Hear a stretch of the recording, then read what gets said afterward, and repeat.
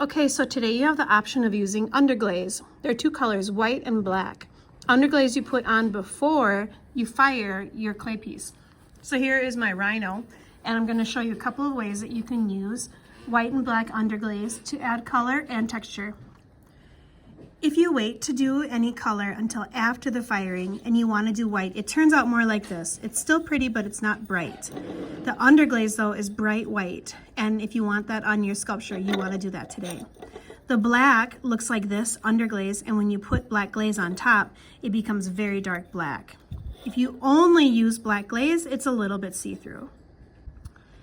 After your sculpture comes out of the kiln the first time, you can use any of these colors here to add more detail and visual interest.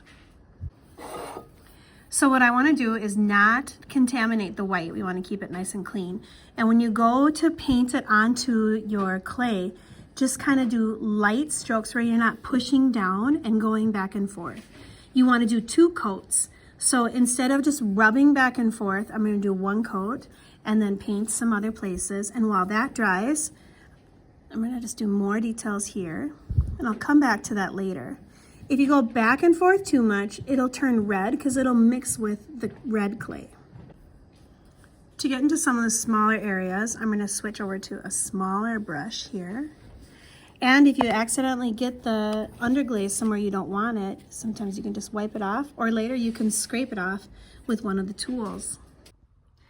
Okay, so it took a little bit for this to dry, and I think it's still a little bit shiny or wet.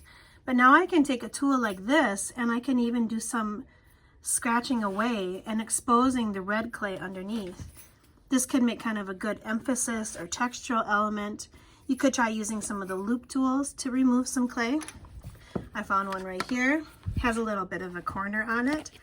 And then you can also use the loop tools to fix where you messed up. Here we go. I am cleaning the tool in between each swipe to get the white off it so it's nice and clean. Now there's a place where I got a little stain right here on the bow tie. I can go back in and remove the white that I got there and kind of clean that up. Okay. Now I'll show you a little trick with the black underglaze. Eugene Beans underglaze. These little containers are kind of tippy, and the black underglaze is really watery. So be careful when you're using it, and I would not just leave the paintbrush in it. I'd actually just wipe the paintbrush off. You can put it on your table, it's okay. So the black underglaze, I have an idea. I was going to put it in the ears here. All right, same kind of thing as the white, 2 layers. Let it dry. This one goes on a little bit thinner, but it'll be nice and dark black after it's fired, and you can even put regular black glaze on top if you want it super dark.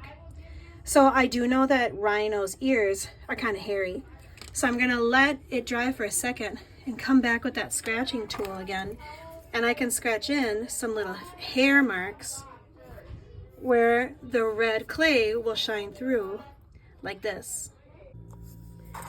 When you're done with the underglaze, make sure you put the lid back on the top, and you take your thumbs and you run around the outside until they meet and it clicks at the end. Bring this back up to the materials table at the end of class, and you can put your brushes in water. All right, so here's my rhino. This is ready to dry and be fired, and I just picked a couple places to put black underglaze and white underglaze. Don't worry if you don't get a chance to do the underglazes today. There'll be plenty of time to glaze your project after it's been fired with a bunch of different colors. Okay,